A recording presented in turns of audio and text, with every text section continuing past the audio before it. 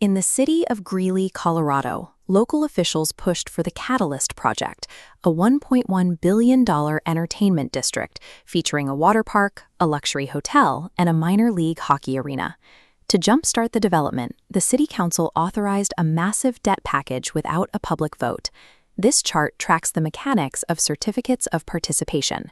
Instead of traditional bonds, the city packaged up 46 public buildings, including its lone police station, 3 firehouses, and City Hall, and offered them as collateral to unlock $115 million in upfront funding. This financing model effectively routed the funding around the state constitution. Colorado law normally requires voter approval for long-term debt, but by classifying these payments as an annually renewable lease, the city created a direct path to the project that bypassed the electorate entirely.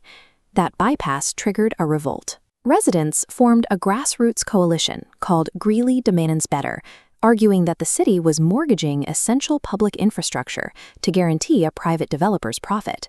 They gathered thousands of signatures and forced the issue onto a special election ballot. The results were decisive.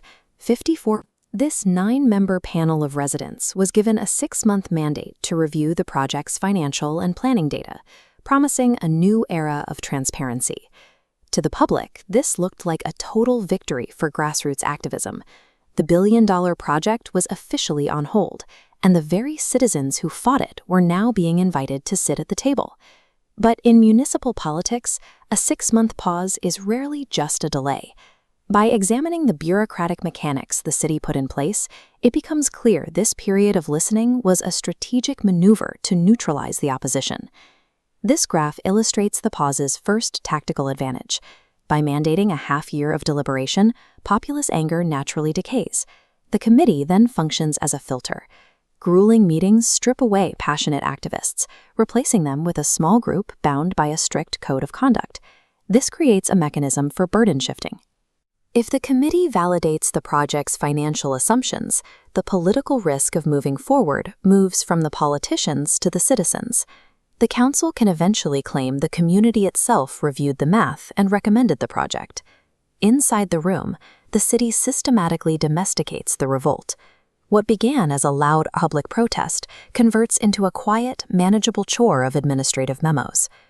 While the public's attention is fixed on the oversight process, we must look at what the city council executes outside the room. In the middle of the committee's term, a council member in Ward 1 resigned. This created a sudden vacancy that required immediate action. The city had a choice: hold a special election or appoint a replacement. An election is an unpredictable maze.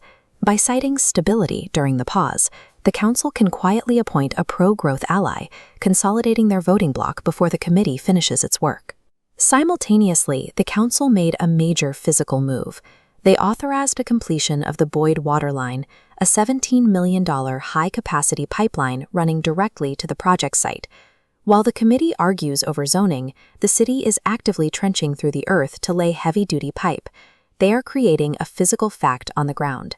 By the time the committee issues its final report, the area will already have the infrastructure and the political votes needed for development. The background maneuvers render the transparent review effectively irrelevant. The council knew that forcing the original zoning immediately after the election would trigger lawsuits. They needed a legal and political shield to reintroduce the project. The 6-month review provides that shield.